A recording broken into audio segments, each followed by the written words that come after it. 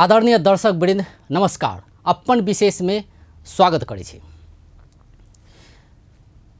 देश में विभिन्न दल सब बनवा क्रम जारी है, टूट फूट के क्रम से जारी है, एकताबद्ध होबऽ के क्रम से जारी है।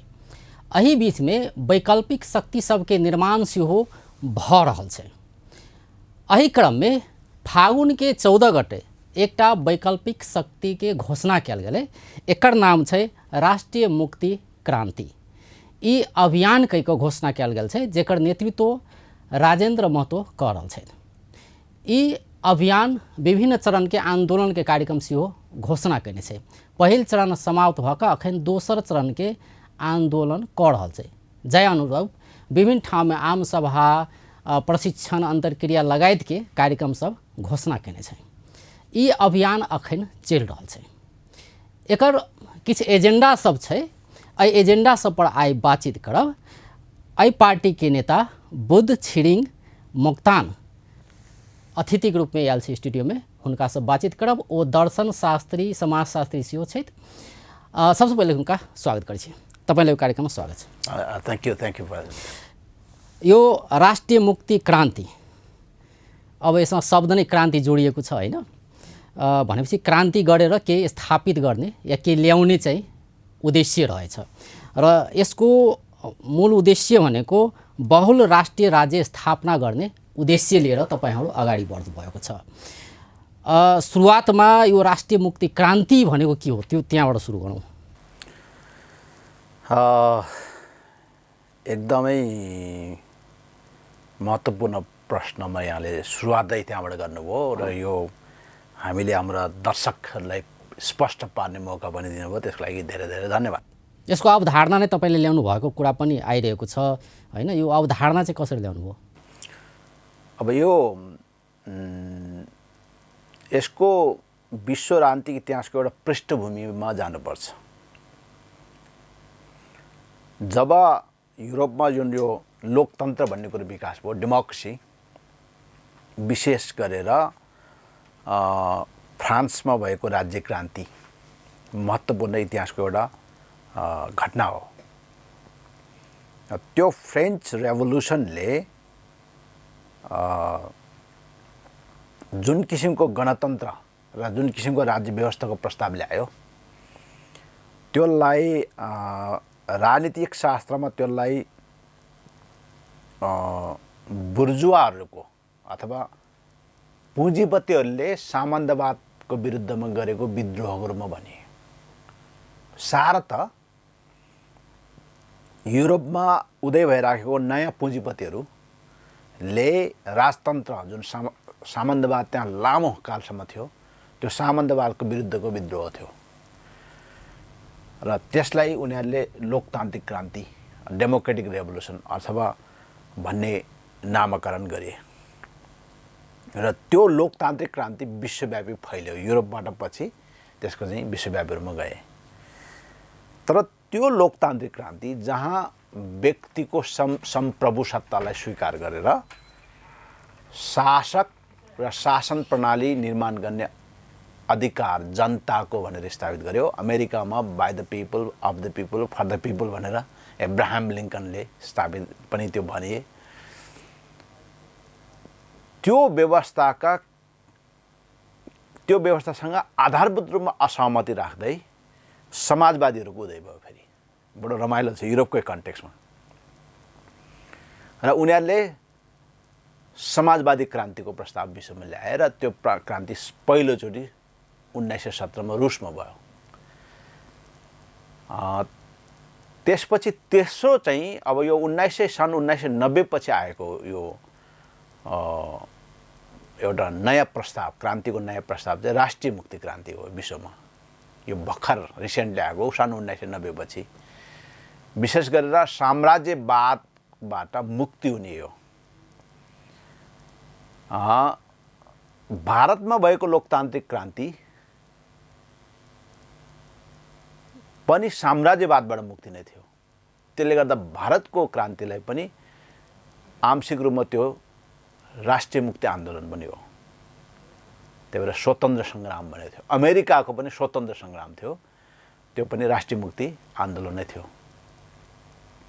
तर फ्रान्सको त स्वतन्त्र सङ्ग्राम थिएन, त्यो त भनेपछि सामन्त। नेपालमा यस्तो किसिमको क्रान्ति अहिलेसम्म भएको छैन भन्न खोज्नुभएको? नेपालको सवालमा 7 सालको राजनीतिक क्रान्तिलाई त्यसको मुख्य लक्ष्य लोकतन्त्र भए पनि अथवा उदार लोकतन्त्र भए तापनि त्यसमा राष्ट्रिय मुक्ति आन्दोलनको, मैले क्रान्ति शब्द प्रयोग गरेन त्यहाँ, राष्ट्रिय मुक्ति आन्दोलनको आधार छ। त्यसपछि नेपालमा कम्युनिस्ट पार्टीहरू जुन आयो, कम्युनिस्ट शक्ति जुन आयो, उनीहरूले समाजवादी क्रान्तिको लागि तयारी गरे। नेपाली काङ्ग्रेसको नेतृत्वमा भएको एउटा बुर्जुवा लोकतान्त्रिक क्रान्ति उनीहरूको लागि पर्याप्त भएन र उनीहरूले समाजवादी क्रान्तिको लागि तयारी गरे। र उनीहरूको समाजवादी क्रान्तिको लागि उनीहरूले जुन सबभन्दा ठुलो जनसङ्घर्ष गरेको भनेको जनयुद्ध हो माओवादीको नेतृत्वमा। त्यो पनि त्यसको मूल लक्ष्य त, पहिलो चरणको लक्ष्य त, न्यूनतम लक्ष्य त फेरि न्यू डेमोक्रेसी, नौलो जनवादपछि समाजवादमा जाने हो। मुख्य लक्ष्य चाहिँ समाजवादै हो। त्यो बेला उनीहरूले यो राष्ट्रिय मुक्ति आन्दोलनलाई यो दुईटै खेमाबाट, पुँजीवादीहरूले पनि कम्युनिस्टहरूले पनि, यो क्यापिटलिस्ट फोर्स र कम्युनिस्ट फोर्स दुईटैले राष्ट्रिय मुक्ति आन्दोलनलाई फेरि आफ्ना क्रान्ति, आफ्ना मूल लक्ष्यलाई सहायकको रूपमा, सफल बनाउनलाई सहायकको रूपमा राष्ट्रिय मुक्ति आन्दोलनलाई प्रयोग गरेको। त्यसले गर्दा माओवादी जनयुद्धको पालमा मधेसी राष्ट्रिय मुक्ति मोर्चा, तामाङ राष्ट्रिय मुक्ति मोर्चा, राष्ट्रिय मुक्ति मोर्चा हैन, नेसनल लिबरेसन फ्रन्ट भनेर गठन गर्यो। तर क्रान्तिको मूल चरित्र के हो? फेरि समाजवादी क्रान्ति हो। अब हामीले यहाँ कसरी नयाँ संश्लेषण गऱ्यौँ भने, अब हाम्रो क्रान्तिको मूल चरित्र नै राष्ट्रिय मुक्ति क्रान्ति भनेको मधेसी राष्ट्रिय मुक्तिको सवाल हैन, तामाङ राष्ट्रियताको मुक्तिको सवाल, त्यो चाहिँ मूल चरित्र चाहिँ राष्ट्रिय मुक्ति क्रान्ति हो। सहायक विषय चाहिँ फेरि के हो भनेदेखि तपाईँको समाजवादी क्रान्ति हामीले पनि भनेका छौँ, त्यो चाहिँ सहयोगी पक्ष हो। तर मूल चरित्र चाहिँ राष्ट्रिय मुक्ति क्रान्ति हो। यो अहिले यसमा ठुलो डिबेट छ संसारभरि। यो अहिले म त्यसमा डिटेलमा तपाईँको भनेअनुसार अरूले पनि अपनाए, तर उनीहरू चाहिँ मूलभूत रूपमा चाहिँ त्यसरी चाहिँ आन्दोलन गरेन या क्रान्ति गरेन, नाम चाहिँ मात्रै प्रयोग गरे। तर तपाईँहरूले चाहिँ त्यही ध्येय लिएर, त्यही उद्देश्य, जुन उद्देश्य छ त्यही अनुसार चाहिँ अगाडि बढ्नुहुन्छ भनेर भनिराख्नु भएको छ। एक्ज्याक्टली। किनभने त्यो अब उद्देश्यको कुरा गरौँ। यसको मुख्य उद्देश्य जुन चाहिँ तपाईँहरूले भनिराख्नु भएको छ, बहुल राष्ट्रिय राज्य स्थापना गर्ने भन्नुभएको छ। यो बहुल राष्ट्रिय राज्य भनेको चाहिँ के हो? यसको लागि पनि फेरि विश्व राजनीतिक इतिहासको छोटो समीक्षा हामीले गर्नुपर्छ। राज्य निर्माणको प्रारम्भ युरोपबाटै भएको, आधुनिक राज्यको निर्माणको प्रारम्भ, र त्यो चाहिँ जर्मनको वेस्टफालिया भन्ने ठाउँमा एउटा ट्रिटी भएको थियो कि युरोपको यो राजाहरूको, रजौटाहरूको बिचमा 100 वर्षको युद्ध भयो र त्यो 100 वर्षमा 30 वर्ष चाहिँ एकदमै डेडली, अति हिंसात्मक युद्ध भयो। त्योभन्दा अगाडि संप्रभु सत्ता, यो राजनीतिमा सबैभन्दा मुख्य कुरो हो सार्वभौम सत्ता को हुने भन्ने, को सार्वभौम, के हो सार्वभौम सत्ता, सार्वभौम के हो भन्ने विषयमा, सभरेन भन्छ नि, सभरेन के हो भन्ने विषयमा डिबेट हो। त्योभन्दा अगाडि सभरेन को हुन्छ भने श्रीपेज हुन्छ, क्राउन इज सभरेन। त्यसले गर्दा एउटा शक्तिशाली क्राउनले आफ्नो टेरिटोरी जति बढाउन पनि पाउँछ। सामन्तवादको कालमा त्यो भारतवर्षमा पनि त्यही थियो होइन, शक्तिशाली श्रीपेजले आफ्नो चाहिँ शक्ति विस्तार गर्ने, पृथ्वीनारायण शाहले पनि त्यही गरेको। तर त्यो गर्दाखेरि त युद्ध त कहिले अन्त्य नहुने भयो। त्यसपछि वेस्टफालियामा युरोपकै पनि राजा रजौटाहरूको बिचमा जहिले पनि एउटा शक्तिशाली भयो कि सबै खान खोज्ने, युद्ध भइराख्ने। त्यो भएपछि पछि वेस्टफालियामा के एउटा कस्तो ट्रिटी ल्यायो भने, एउटा कन्सेप्ट के ल्यायो भने, क्राउन सभरेन हुने त भइहाले, तर त्यो सभरेन्टीको प्र्याक्टिस चाहिँ टेरिटोरीमा कन्फाइन गर्ने भनेर एउटा थ्योरी विकास गरे। एउटा चाहिँ भूगोलमा चाहिँ त्यसलाई कन्फाइन गर्ने, निश्चित गर्ने।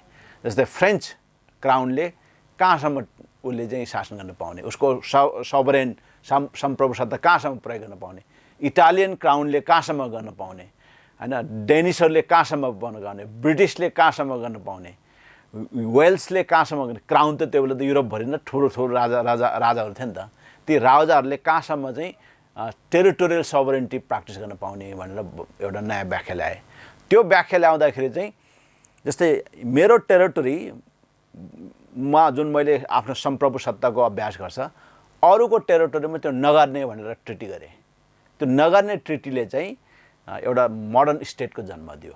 त्यो पछि युनाइटेड नेसनले त्यसलाई एडाप्ट गर्यो त्यो ट्रिटीको आशयलाई। अब यसरी आउँदाखेरि युरोपमा कस्तो भयो भने एउटा राष्ट्र, एउटा सांस्कृतिक समूह, फ्रेन्च भाषिक समूह, जस्तै तपाईँको इटालियन, फ्रेन्च, जर्मन जस्ता भाषिक समूहका मानिसहरूलाई एउटा राज्य प्राप्त भयो भनेपछि वान नेसन वान स्टेटको प्रिन्सिपलबाट आजका आधुनिक मोडर्न स्टेटहरू निर्माण भए। नेपालमा पनि कथित राज्य विस्तार गर्दाखेरि र एकीकरण गर्दाखेरि त विभिन्न राष्ट्रियताहरूलाई यहाँ एक ठाउँमा ल्याए। त्यो त 22-24 राज्य भन्थ्यो त्यो बेला। 22-24 त खालि खस र मगरको मात्रै हो। खालि यहाँ 22 र 24 त मगरको मात्रै हो र केही खसहरूको मात्रै हो। त्योभन्दा पूर्वको त त्यहाँ 22-24 भित्र पर्दैन। मधेसको 22-24 भित्र पर्दैन। यो गण्डक र तपाईँको कर्णाली क्षेत्रमा मात्रै 22 र 24 दुई सङ्ख्यामा राज्य थियो भनेपछि ती सबै त एक किसिमको तर एउटा हिसाबले नेसनालिटिजको हिसाबले त तपाईँको मगर एउटा राष्ट्र हो नि त, तामाङ एउटा राष्ट्र हो, मधेसी एउटा राष्ट्र हो, मिथिला एउटा राष्ट्रियता हो दाबी गर्न सकिन्छ। भनेपछि नेपालको कन्टेक्स्टमा चाहिँ गर्ने चाहिँ के हो? त्यसो भए बहुल राष्ट्रिय राज्य स्थापना भनेको चाहिँ के चाहिँ गर्ने? अब तपाईँहरूको यो अभियान सफल भयो भने के चाहिँ हुन्छ नेपालमा त्यो भन्नुहोस् त। ठ्याक्कै अहिले चाहिँ लोकतन्त्र छ, संहिता छ, 7वटा प्रदेश छ होइन, हो नि।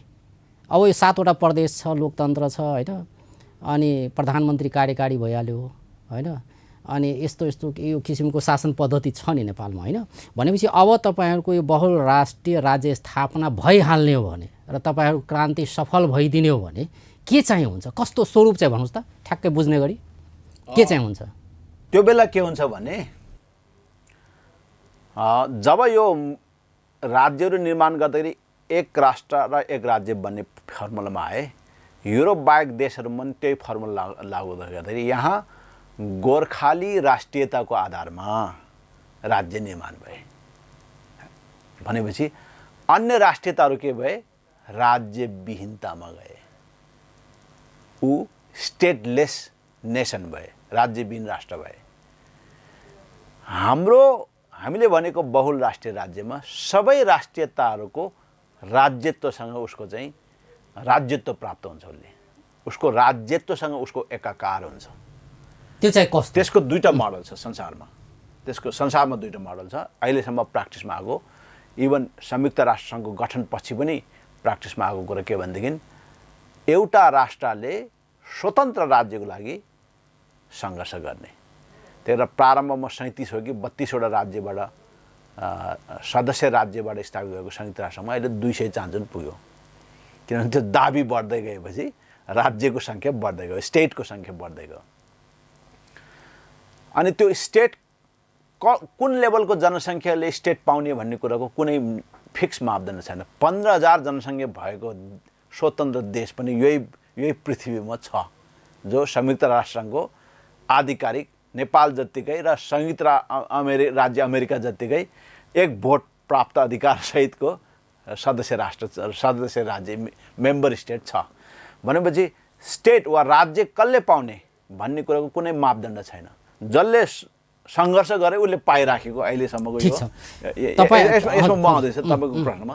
अहिलेसम्मको इतिहास के छ भने यो 60-70 वर्षको युनाइटेड नेसन्सको प्र्याक्टिसमा जसले सङ्घर्ष गरे उसले राज्य प्राप्त गरेको छ। भनेपछि नेपालको कन्टेक्स्टमा र विश्वको अन्य कन्टेक्स्टमा पनि राज्यहरूले त्यसपछि के गरे भने सङ्घीयता र बहुल राष्ट्रियताको अवधारणा लागू गरेर राज्यहरू टुक्रिने क्रमबाट रोक्न सफल भएको छ। यहाँ हामीलाई राज्य टुक्राउने आरोप लगाउँछ बहुल राष्ट्रियताको कुरा गर्दाखेरि। वास्तवमा राज्यहरू टुक्रिनेबाट रोक्ने उपाय चाहिँ के हो भनेदेखि राज्यलाई सङ्घीय प्रणालीमा लाने वा बहुल राष्ट्रिय राज्यको प्रणालीमा लगेपछि राज्यहरू टुक्रिनुबाट छुट्टिनुबाट रोकिन्छ। त्यो त राम्रो हो नि। त्यो एकदम राम्रो कुरा। तर यहाँ उल्टो हिसाब गरिदिन्छ। नेपालमा चाहिँ भएको ठिकै हो त्यसो भए? नेपालमा अब हामीले जुन जसरी नेपालमा लोकतन्त्र भयो संहिता छ होइन भनेपछि राज्यलाई टुक्रिन नदिनु हुँदैन भन्ने कन्सेप्ट ल्याइएको भनेर कुरा तपाईँ नै भनिराख्नु भएको छ। फेरि यो चाहिँ कन्सेप्ट के हो कि यो बहुल राष्ट्रिय राज्य कस्तो हुने हो भन्नुहोस्। यहाँको जनतालाई तपाईँले भन्नु पर्दाखेरि यो भइहाल्यो भने के यो अभियान सफल भइदियो रे होइन। जस्तै लोकतन्त्र सफल भएपछि राजा रहँदैन भने त सबैले थाहा थियो नि होइन र। राजा रहँदैन, अब जनताले चाहिँ देश चलाउने हो, राज्य चलाउने हो भन्ने कुरा त भयो नि होइन। त्यस्तै तपाईँहरूको यो अभियान सफल भइदिने हो भने कस्तो हुन्छ स्वरूप त्यो भन्नुहोस् त। प्रधानमन्त्री हुने हो कि होइन, राष्ट्रपति हुने हो कि होइन, फेरि राज्यको कुरा भयो त्यहाँ कतिवटा जुन राष्ट्र तपाईँले भनिराख्नु भएको छ त्यो चाहिँ कस्तो हुने हो, कतिवटा हुने हो, के चाहिँ हुने हो खास? यसको एउटै मात्रै फरक हुन्छ किनभने यसको राज्यको देश त एउटा हुन्छ नि, देश एउटा हुन्छ, नेपाल हुन्छ, एउटा नेपाल हुन्छ हुँदैन, नेपाल हुन्छ, त्यसपछि राज्य हुन्छ, नेपाल राज्य हुन्छ, नेपाल देश हुन्छ। अहिलेको लागि नेपाल देश हुन्छ। अहिलेको लागि जस्तै सङ्घीय लोकतान्त्रिक गणतन्त्र नेपाल जुन नामकरण छ त्यही हुन्छ। हामीले सङ्घीय लोकतान्त्रिक गणतान्त्रिक बहुल राष्ट्रिय राज्य नेपाल भनेर हामी भन्छौँ। नाम चाहिँ त्यो हुन्छ, ओके, नाम त्यो भयो। त्यसपछि अब तर त्यो बहुल राष्ट्रिय राज्य भन्ने ठाउँमा गएपछि अहिले सङ्घीयता भने तापनि, लोकतन्त्र भने तापनि, गणतन्त्र भने तापनि यसको आधारभूत चरित्र चाहिँ एकल राष्ट्रिय राज्य छ। यो गोर्खाली राष्ट्रियताको दबदबा छ, हेजेमोनी छ। त्यसको कारणले गर्दाखेरि यहाँ लोकतन्त्र पनि छैन, सङ्घीयता पनि छैन, नाम मात्रैको लोकतन्त्र छ। अहिले अझै प्रश्न गरिदिनुहोस्, देश चाहिँ एउटा हुने भयो, नाम अलिक फरक हुने भयो, ल एउटा कुरा त्यो भयो। अर्को त्यसपछि चाहिँ के हुने हो? राष्ट्रपति रहन्छ कि रहँदैन? रहन्छ।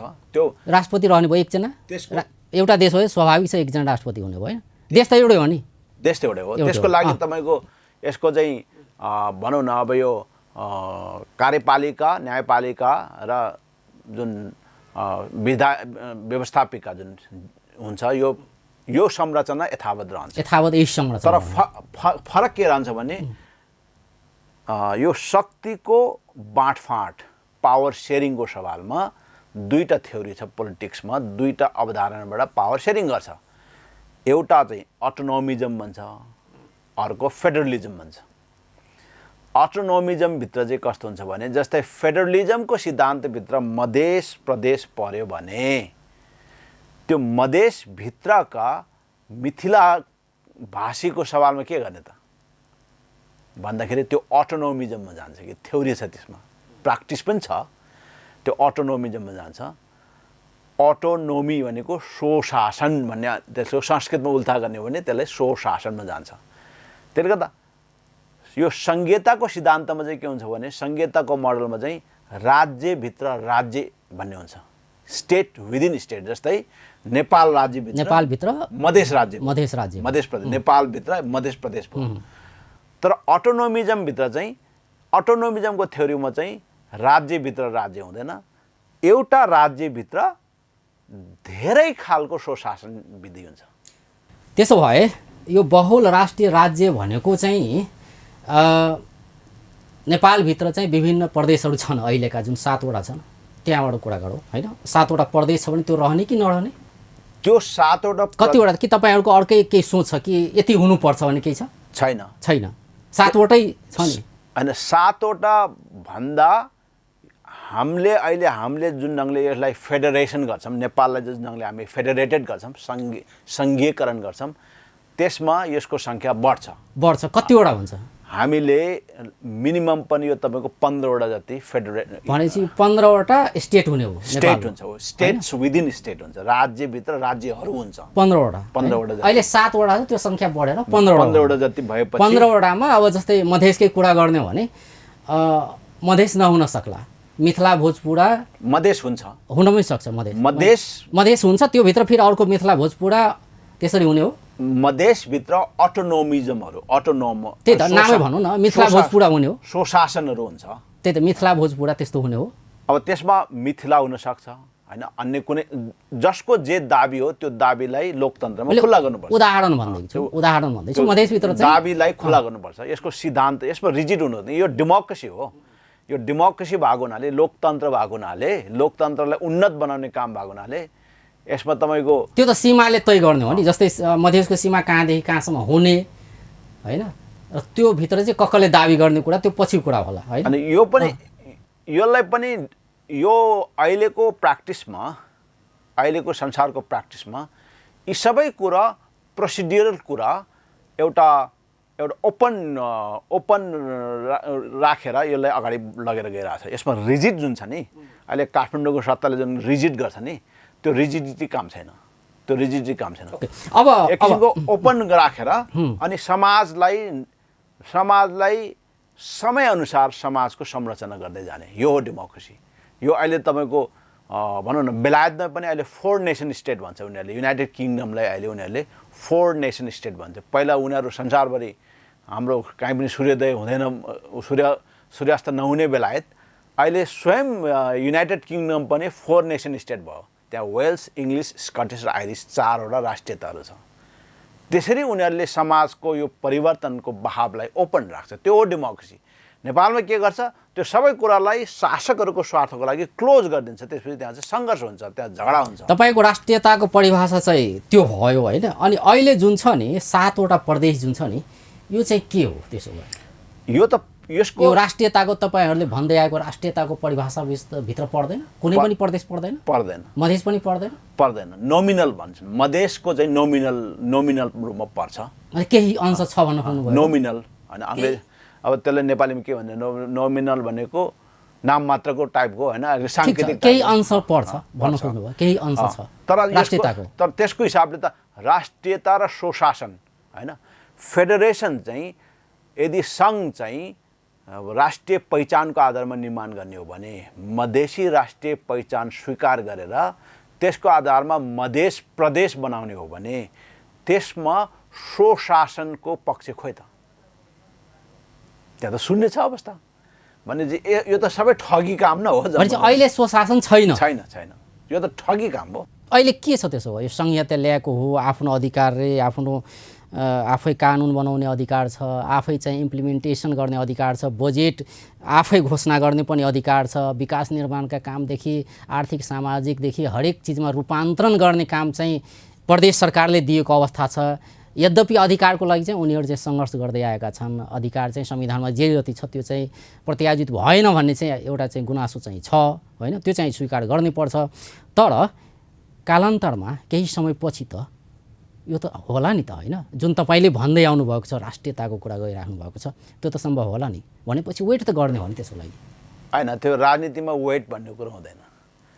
पोलिटिक्समा तपाईँलाई कसैले कृपा र दया गर्दैन होइन। कृपा र दया कुरा होइन, जे जति अधिकार पाउनु पर्ने थियो त्यसमा केही मात्रै भेटियो, त्यो ठिक छ।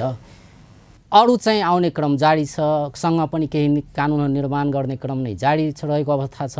अनि बल्ल प्रदेश पनि अलिक त्यो भन्दै आएको स्वायत्तताको कुरा छ, भन्दै आएको चाहिँ त्यो अधिकारको जुन कुरा छ पूर्ण रूपमा अधिकार पाउने त्यो कुराहरू त आउलान् नि होइन। त्यसको लागि त वेट त गर्नै पर्ने हुन्छ। त्यही त तपाईँले जसरी त्यो कुरालाई नेपालको एक्जिस्टिङ पोलिटिक्सले जसरी तपाईँले न्यारेट गर्नुभयो, भाष्यमा एउटा सानो स्विट भाष्यमा त्यसलाई तपाईँले आर्टिकुलेट गर्नुभयो, ठ्याक्कै त्यो भएको भए त राम्रो हुन्थ्यो नि त। पोलिटिक्स त कस्तो हुन्छ भने अहिले त त्यो जति यहाँ गर्यो भनेको छ रूप पक्ष त्यो आएन होइन, रूप पक्षमा जति गर्यो भनेको छ त्यो पनि ज्यादा भयो भनेर उल्टाउने दिशामा गइरहेछ के यो राज्य। तपाईँ यदि संविधानमा जुन कुरा भनिएको छ त्यही कुरा सबै दिइदिएको भए तपाईँहरूको यो राष्ट्रिय मुक्ति क्रान्तिको आवश्यकता पर्थ्यो?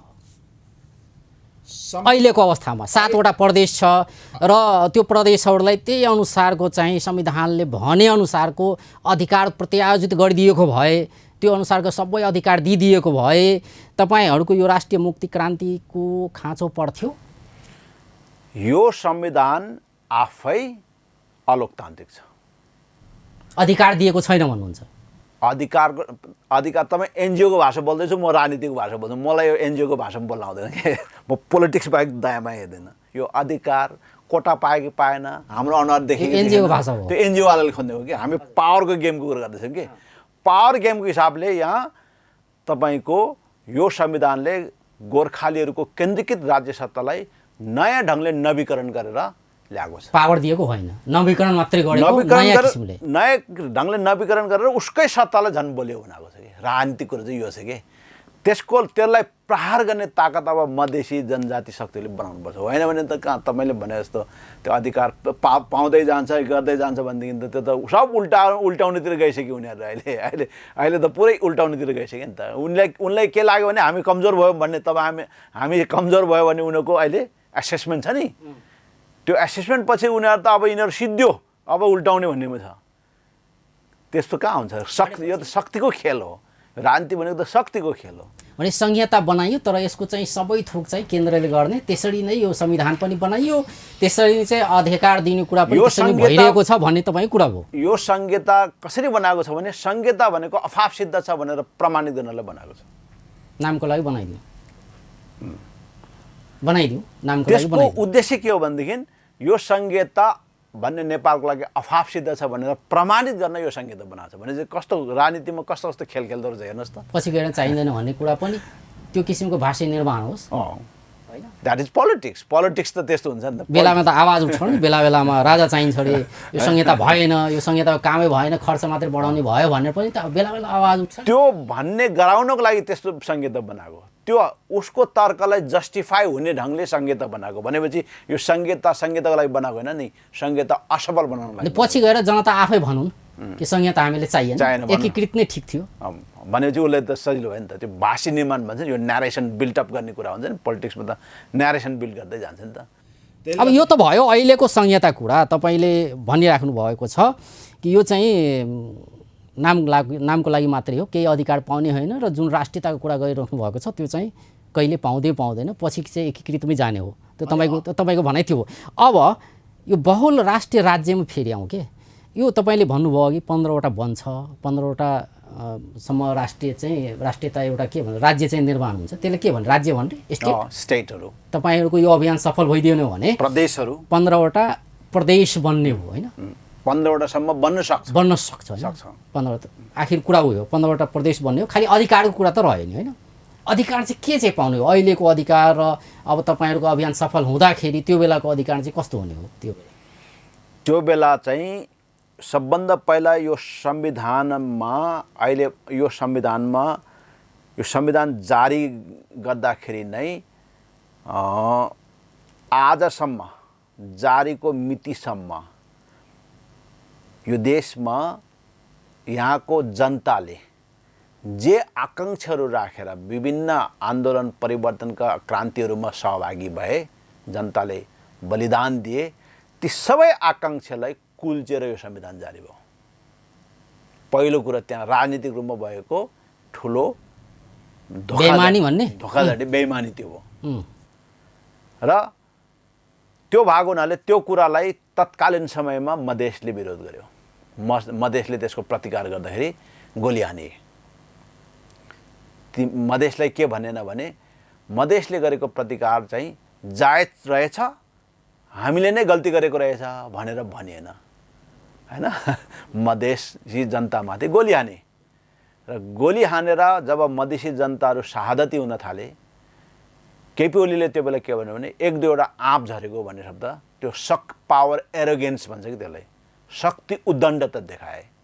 यो शासकको चरित्रको कुरा गर्दैछु म। त्यहाँ डेमोक्रेसी कहाँ छ लोकतन्त्र कहाँ छ, ह्युमन राइट्सको कुरा, यी सबै नाटक हुन्, यी सबै बकवास कुरा हुन्।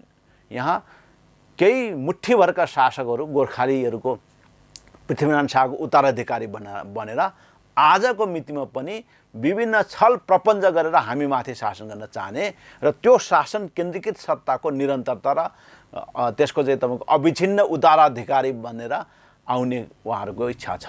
हजुर, भने यो जुन तपाईँले भनिराख्नु भएको छ नि 15वटा राज्य स्थापना हुन्छ, त्यो राज्य बनिसकेपछि केन्द्रसँग जस्तै अहिले पनि छ नि, प्रदेशसँग केन्द्रको कोल्याबोरेसन हुने, अनेक किसिमले चाहिँ उसको चाहिँ माथत एक किसिमले बस्ने, केन्द्रले चाहिँ बजेट पनि दिने होइन, या एक किसिमले भर पर्नुपर्ने अवस्था त छ नि केन्द्रमाथि नै होइन। केन्द्रले बजेट दिएपछि बल्ल चाहिँ यहाँ आउने, आफ्नो बजेट त हुन्छ नि, तर केन्द्रको बजेट पनि लिने, हरेक कुरोमा चाहिँ केन्द्रसँग समन्वय गर्नु पर्यो होइन। त्यस्तै स्थानीय तहहरूसँग पनि समन्वय गर्नुपर्ने अवस्था छ अहिले। भनेपछि तपाईँहरूको जुन यो 15वटा राज्य जुन भनिराख्नु भएको छ, कम्तीमा 15वटा बन्छ, त्योभन्दा बढी पनि हुनसक्छ होइन। यदि त्यस्तो राज्य निर्माण भइदिने हो भने त्यो बेला चाहिँ कस्तो किसिमको सम्बन्ध हुन्छ? केन्द्र त हुन्छ नि होइन, केन्द्र त्यो बेला पनि हुन्छ कि हुँदैन? हुन्छ होइन। अनि उनीहरूको सम्बन्ध के पुरै चाहिँ कटै गरिदिने हो?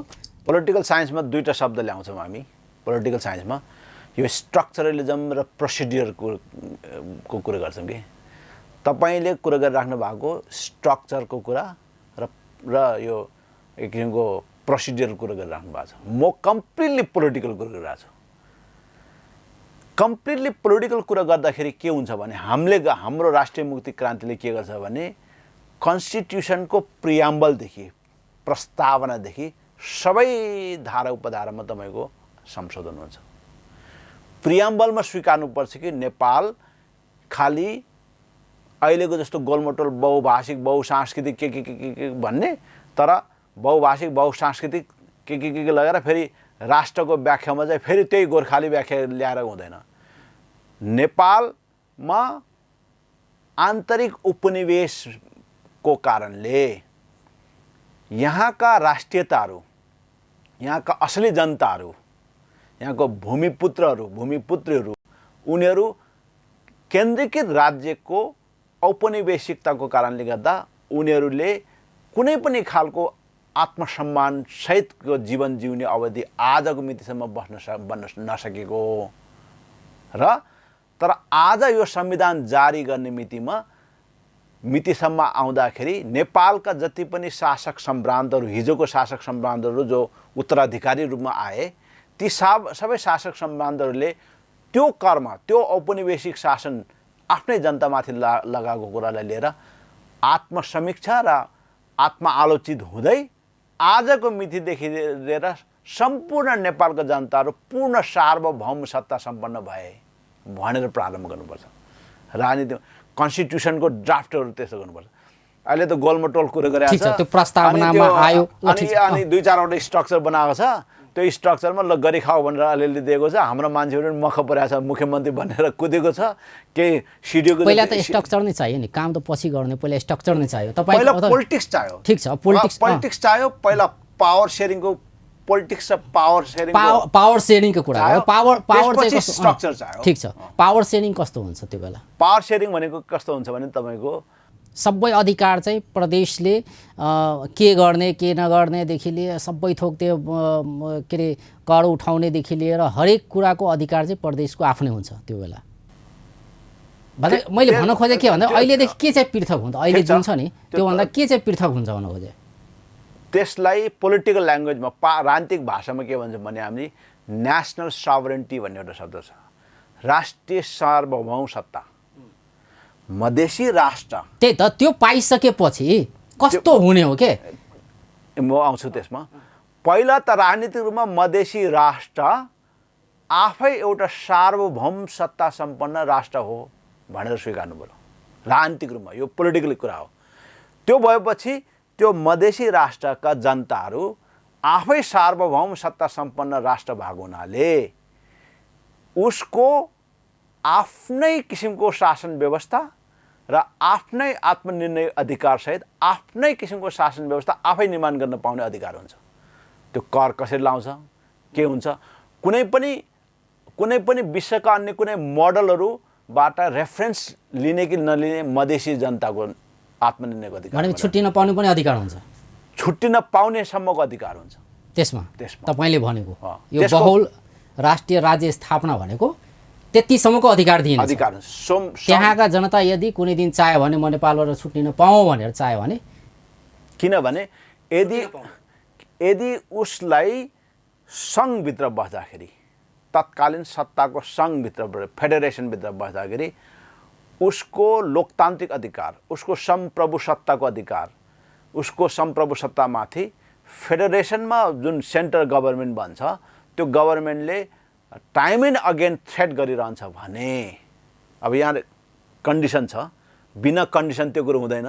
कन्डिसन के छ भने टाइम एन्ड अगेन उसको डेमोक्रेसीमाथि, उसको सभरेन्टीमाथि सेन्टरले टाइम एन्ड अगेन थ्रेट गरिरहन्छ भने त्यो थ्रेटको र त्यो इन्कर्जन जुन उसले हस्तक्षेप गर्छ त्यो इन्कर्जनको आन्सर के त, जवाफ के त, लोकतान्त्रिक जवाफ के त भनेदेखि उसले स्वतन्त्र हुन पाउने अधिकार हुन्छ। अनि फेरि 22-24 राज्य बनाउने, त्यो त गोर्खालीहरूको भाषा हो।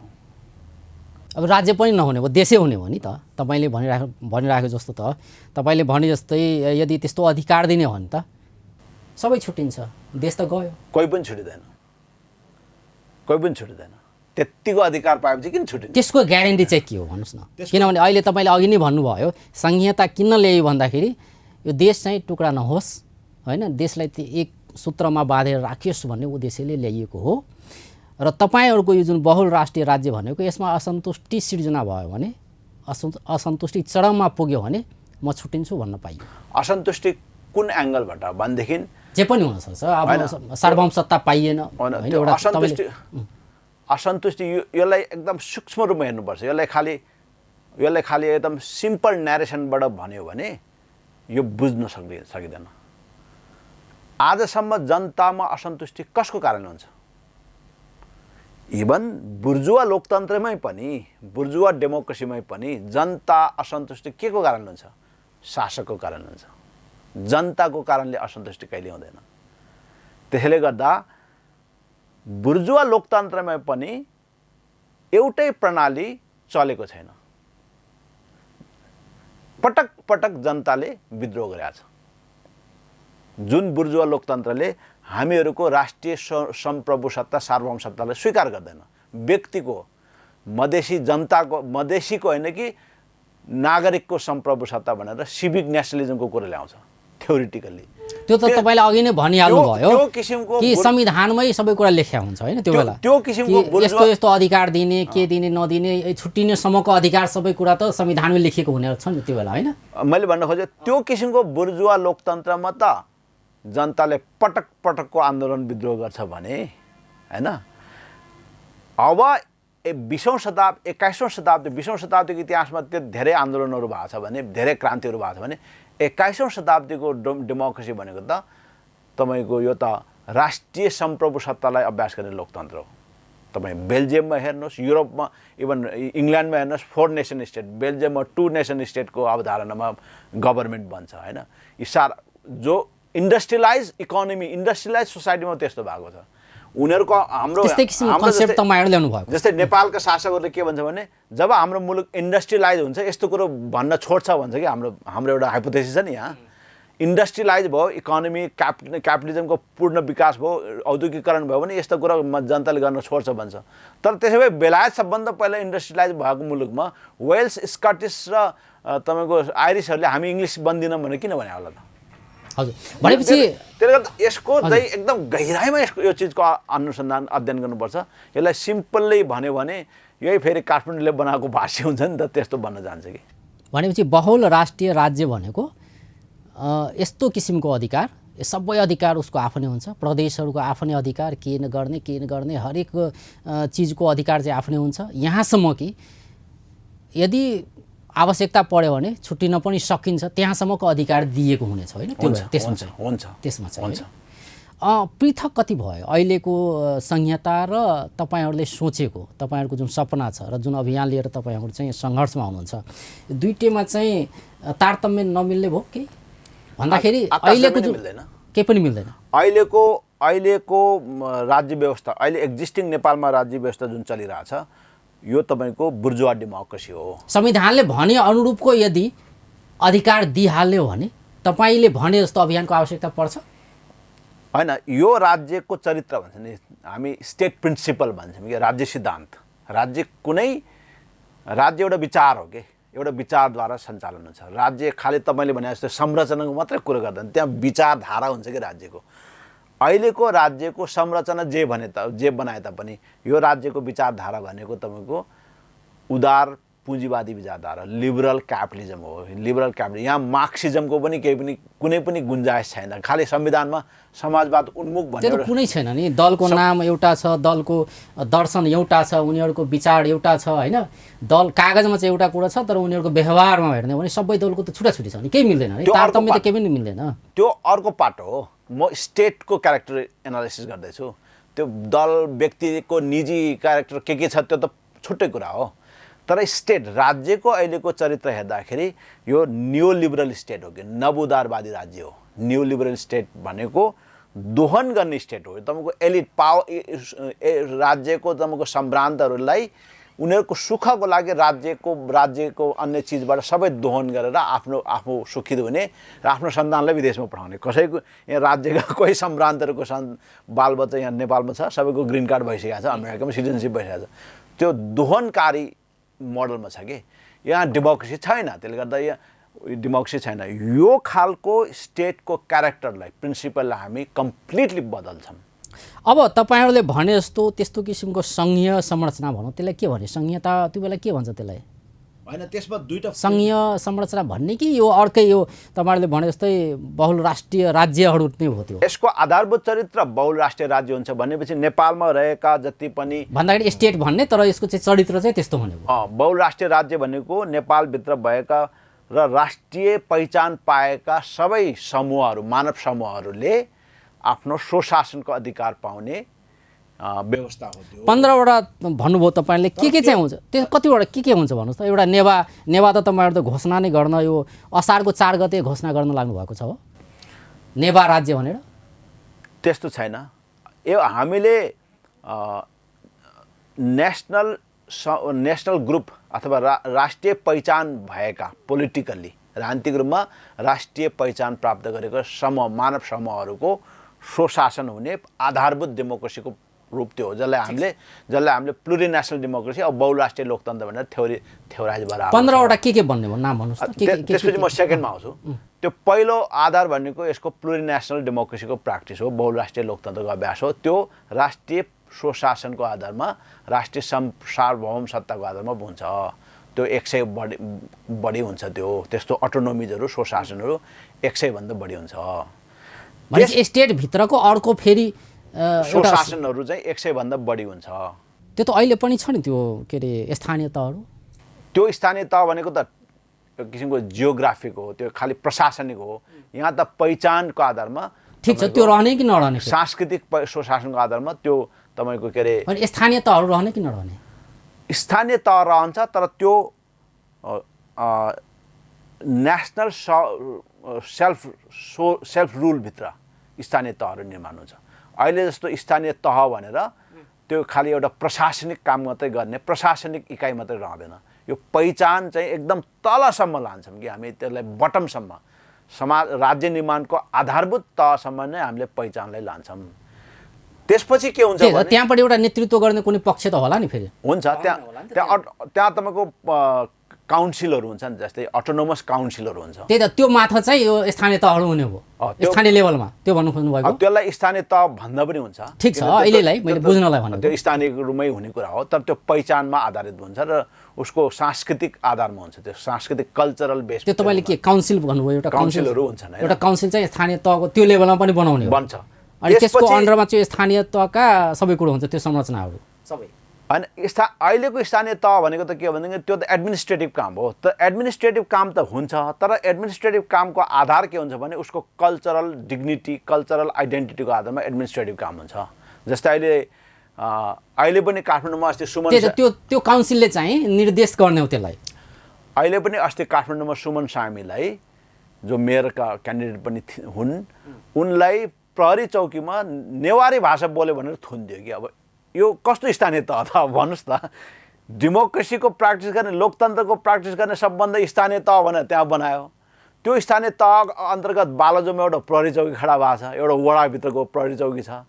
त्यो प्रहरी चौकीमा उसका साथीहरू पक्राउ परे, त्यो सडक पीडितहरूको सङ्घर्ष चलिरहेको बेलामा साथीहरू पक्राउ परे। उनी गए, जाँदाखेरि 2 जना नेवारको बिचमा नेवारी भाषा बोल्दै, तिमी किन नेवारी भाषा बोलेको भनेर उसलाई फेरि 7 दिन थुन्थ्यो। भनेपछि त्यस्तो किसिमको स्थानीय तह बोकेर तब हामीलाई के काम?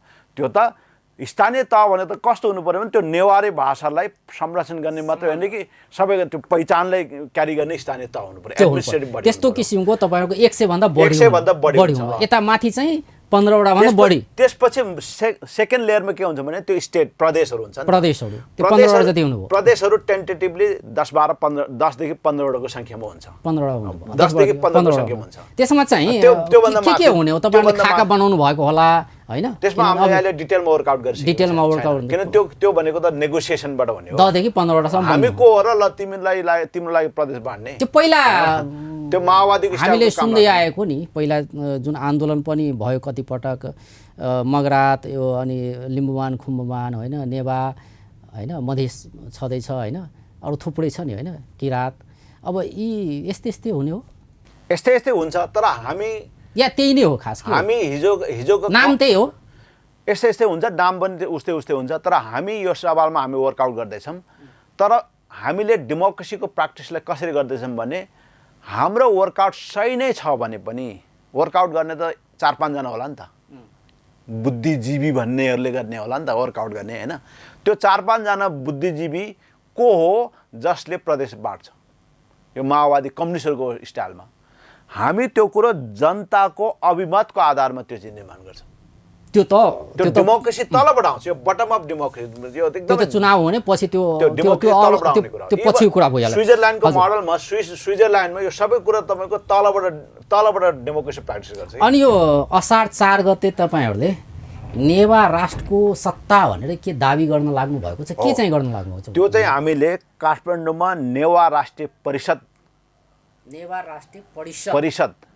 हाम्रो प्रस्ताव छ त्यसमा त्यो हैन त्यो अलरेडी प्रस्तावित एउटा बडी हो र त्यसको संयोजनाले सुमन सायमीजीले गरिरहनु भएको छ र त्यसको लागि केही अन्तर्राष्ट्रिय लिगल जुरिस्प्रुडेन्स छ हामीसँग केही अन्तर्राष्ट्रिय न्यायशास्त्र र विधिशास्त्रले हामीलाई यो अभ्यास गर्ने यो लोकतान्त्रिक अभ्यासको र मानवाधिकारको अभ्यासको फ्रेमभित्र पर्छ यो हामी अन्त्यतिर पनि आइसकेका छौँ यो जुन तपाईँले भन्नुभयो नि नेवा राष्ट्रको सत्ता भनेपछि त्यस्तो दाबी गर्ने तपाईँहरू त्यो भने के हो तपाईँहरूको अभियानको एउटा संरचना हो या नेवाहरूको समग्रमा नेवाहरूको एउटा त्यो अर्कै एउटा तपाईँहरूले सत्ता के भने सत्ता दाबी भनेर भन्नुभएको छ त्यो नेवा राष्ट्रको आफ्नो सत्ता दाबी हो आफ्नो टेरिटोरियल तपाईहरुको अभियानको यो कुनै विंग्स त्यस्तो होइन अभियानले त्यसलाई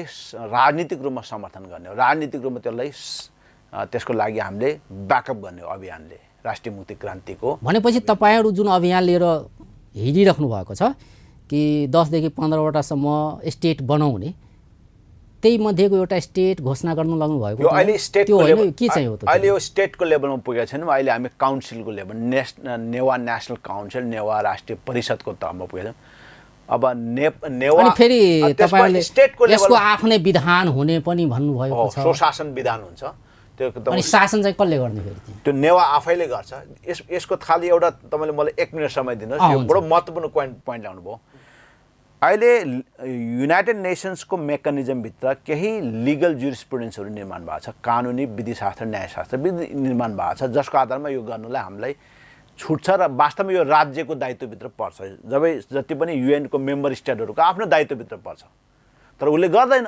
नगरेपछि हामी जनताले त्यो जुरिस्प्रुडेन्सले टेकेर हामी गर्दैछौँ गरेपछि मानौ नेवा राष्ट्र भनेको नेवा जनताको जब हामी स्वशासन विधान बन्छौँ त्यो उसको परम्परागत कानुन र प्र्याक्टिसको आधारमा त्यो स्वशासन विधान बन्छ त्यो एकदम कस्टमरी ल भन्छन् युएनको लिगल टर्ममा त्यो कस्टमरी लको आधारमा बनेको जुन उसको स्वशासनको विधान बन्छ स्ट्याच्युट बन्छ त्यो चाहिँ संसारभरिको नेवारहरूलाई लागू गर्न सक्छ भनेपछि अमेरिकाको नागरिकता लिएको नेवारले पनि फेरि उसको राष्ट्रियता नेवार राष्ट्रियता त जाँदैन सिभिक नेसनलिजम र एथनिक नेसनलिजम भन्ने दुईटा नेसनलिजमको आधार हुन्छ सिभिक नेसनलिजमको हिसाबले नागरिक राष्ट्रियताको हिसाबले उसको राष्ट्रियता अमेरिकी भए तापनि उसको जातीय राष्ट्रियताको हिसाबले ऊ नेवा हुन्छ भनेपछि यो हामी नेवाहरूको संसारभरिको नेवाहरू आफू यसरी स्वशासित हाम्रो कस्टमरी ल अनुसार हामी यसरी स्वशासित हुन्छौँ भनेर नेपालले भनेपछि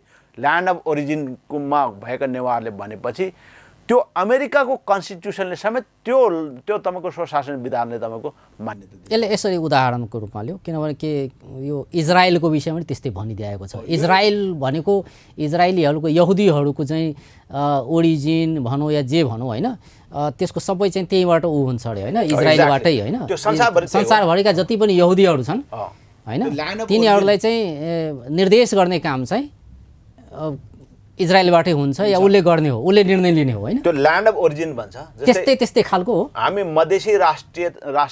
मधेसी राष्ट्रिय परिषद बनाउँदैछौँ। मधेसी राष्ट्रिय परिषदमा मधेसी राष्ट्रियको स्वशासन विधान पनि बन्दैछ।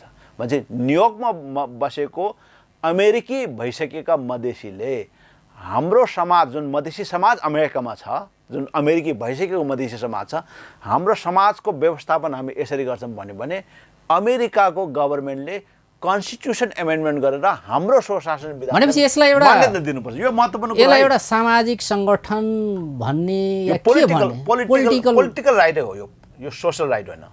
अनि यसको पोलिटिकल राइटको रूपमा लिएको छ। चलाउने यो प्रदेश जस्तै हुने भन्ने पनि भनिराख्नु भएको छ तपाईँहरू। त्यो चाहिँ फेरि कहिले हुने? फेरि त्यो पछिको स्टेप हो यो? प्रदेशको तहमा पुग्ने त फेरि त्यसको एउटा त्यसको तपाईँको अलिकति त्यसको डेमोग्राफिक स्ट्रेन्थ खोज्छ, सर्टन कुराहरू खोज्छ। फेरि त्यो स्टेट नै पाउने हो कि नहुने हो। तर अटोनोमिजम जुन छ, स्वशासन हुनेको जुन सवाल छ, त्यो सवालमा जस्तै अमेरिकामा बसेको मधेसी समुदायले हाम्रो बालबालिकालाई हाम्रो जन्मदेखि मृत्युसम्म हाम्रो सम्पूर्ण जुन मिथिला कल्चरलाई हामी यहाँ प्र्याक्टिस गर्न चाहन्छौँ। भनेपछि यो चाहिँ एउटा सुरुवात हो भन्न खोज्नु भएको? एक्ज्याक्टली। अहिले चाहिँ त्यो लेभलमा जुन तपाईँहरूले भनिराख्नु भएको छ कि 10 देखि 12वटा प्रदेश हुन सक्ने या भनौँ छुट्टै एउटा राज्य, त्यस्तो किसिमको आन्दोलन ल्याउने र त्यो किसिमको चाहिँ संरचना खडा गर्ने, त्यो चाहिँ पछिको कुरा हो। तर अहिले चाहिँ सुरुवातमा तपाईँहरूले परिषदहरू चाहिँ बनाउने होइन? 10-12वटा 15वटा चाहिँ विभिन्न जातीय समूहहरूका परिषदहरू चाहिँ निर्माण गर्ने होइन? त्यसलाई चाहिँ सामाजिक रूपमा भनौँ या जातिगत रूपमा भनौँ, त्यो हिसाबले राष्ट्रियताको आधारमा त्यसरी चाहिँ बनाउने।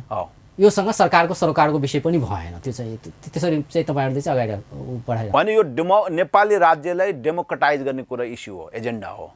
योसँग नेपाल अहिलेको एकीकृत राज्य चाहिँ यो हाम्रो प्रस्तावसँग चाहिँ एकदम उनीहरू चाहिँ यो केन्द्रीकृत र एकीकृत राज्यहरू अहिले सशङ्कित र तर्सेको अवस्था छ। अहिले नै उनीहरू हामी पछि गएर समस्या खडा गर्ला भनेर।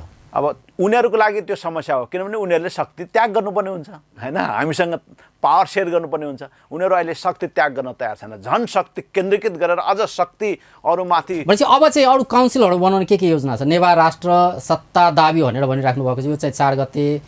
अनि यो सत्ता भन्ने शब्द राख्नु भएको छ नि फेरि? त्यो सत्ता भनेको त्यही हो नि, त्यो सशङ्कित गर्ने शब्द हो नि त फेरि? यो सत्ता भनेपछि होइन, त्यो त अब त्यो कन्भेन्सनल न्यारेटिभभित्र बस्ने। अब अहिलेको यो 1990 पछि जुन विश्वमा जुन नयाँ डिबेट आएको छ, यो कोल्ड वार पिरियडको माइन्डसेटलाई त सशङ्कित हुन्छ होइन? पोस्ट कोल्ड वार पिरियडमा 1990 पछि संसारमा जुन ज्ञान मीमांसा, ज्ञानमा बहसमा जुन आइसकेको छ, त्यो बहसमा छिरेको मान्छेलाई त यो एकदम सहज कुरा हो। यो त सबै भनेपछि तपाईँहरू अब अन्त्यतिर पनि छौ, यो अभियानकै रूपमा अगाडि बढाउने। अनि यो बिचमा यो दल पनि निर्माण हुने, दलको रूपमा पनि यसलाई चाहिँ त्यो हिसाबले लैजाने पनि कुरा सुनिएको थियो कि यो अभियानकै रूपमा जाने या दलमा परिणत हुने हो? यो चाहिँ अब हाम्रो अभियान सङ्घर्ष विद्रोह भन्ने कार्यदिशा छ। बडो यो एकदम नयाँ नवीन ढङ्गले हामीले ट्रान्सलेसनहरू गरेका छौँ कि अभियान चलिरहन्छ, अभियान निरन्तर चलिरहन्छ। दलमा कन्भर्ट हुने हो या होइन? अभियान दल भइसकेपछि पनि अभियान निरन्तर चलिरहन्छ। भनेपछि दलमा कन्भर्ट हुने सम्भावना छ। दल सङ्घर्ष गर्ने बेलामा दलको नेतृत्व हुन्छ। सङ्घर्ष र विद्रोह गर्नलाई दल चाहिन्छ, पार्टी चाहिन्छ।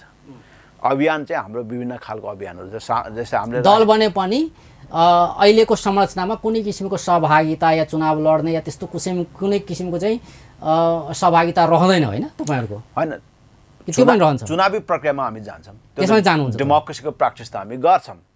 तर हामीले फगत त्यो चुनावको लागि चुनाव चाहिँ गर्दैनौँ। हामी राज्यको पुनर्संरचनालाई, उद्देश्य चाहिँ यो हो, राज्यको पुनर्संरचनालाई हामी तलबाट अभ्यास गर्दै ल्याउँछौँ। त्यही भएर हाम्रो विद्रोहलाई हामीले विकल्पसहितको विद्रोह बनाएका छौँ। हिजोको विद्रोहहरू कस्तो थियो भने आफूले केही पनि अभ्यास नगर्ने अनि राज्य कब्जा गरेर अनि गर्छु भनेर जनतालाई ठुलो आश्वासनको एउटा पोको फाल्ने, अनि राज्यमा पुगेपछि सबै बिर्सेर अनि त्यही हुने। हामीले त्यो गरेको छैनौँ। हामीले तलैबाट, त्यही भएर हामीले ब्युरोजहरू बनाएको छौँ, काउन्सिलहरू बनाएको छौँ, विशेष ब्युरोहरू निर्माण गर्छौँ। जस्तै हामीले सलेस विशेष ब्युरो बनाएको छौँ मधेस ब्युरोभित्र, अनि सिमरनगढ विशेष ब्युरो बनाएको छौँ। त्यहाँको जनताको प्रत्यक्ष समस्या अहिलेबाट नै हामी हल गर्दै जाने, अहिलेसँगै त्योसँग जोडेर जाने। हवस् त, धेरै धेरै धन्यवाद। धन्यवाद छ यहाँलाई पनि। दर्शकवृन्द, ओ छलैथ बुद्ध छिरिङ मोक्तान राष्ट्रीय मुक्ति क्रांति अभियान के नेता ओ दर्शन शास्त्री तथा समाजशास्त्री सेहो छथि। हुनकासँ बात करै छलिए जे ई अभियानके एकटा मुख्य उद्देश्य जे छै बहुल राष्ट्रीय राज्य स्थापना, ई किसिमके बहुल राष्ट्रीय राज्य स्थापना करैके उद्देश्य लऽ कऽ ई अभियान चलाओल जा रहल छै। ई अभियानके लक्ष्य की छै, उद्देश्य सब की छै, यावत विषयमे हुनकासँ बातचीत करै छलिए। बेस्त नमस्कार।